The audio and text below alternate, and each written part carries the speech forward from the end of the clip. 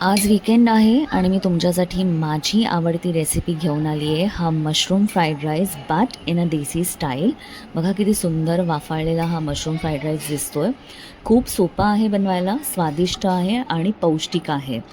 So कुकरमध्ये बारीक चिरलेला कांदा, लसूण, हिरवी मिरची आणि टोमॅटो ॲड करा. मी इथे कॉर्न आणि मशरूम्स ॲड केलेत फक्त.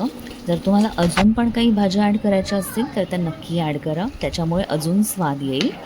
सो चांगलं छान सॉटे करा या व्हेजिटेबल्सना 5 मिनटं.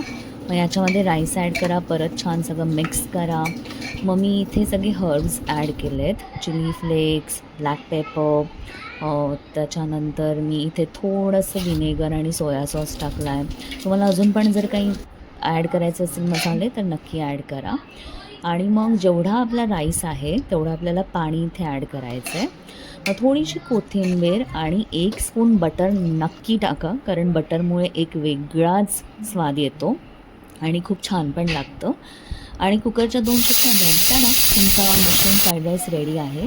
ही लसणाची चटणी बनवलेली मी बरोबर, खूप तिखट आहे आणि मला तरी आवडते. याच्याबरोबर हे बेस्ट कॉम्बिनेशन आहे. आणि बघा किती सुंदर दिसतं, किती मस्त वाफाळलेलं आहे. स्वामी समर्थांच्या कृपेने आजचा दिवस खूप छान गेला आणि छान खायला मिळालं.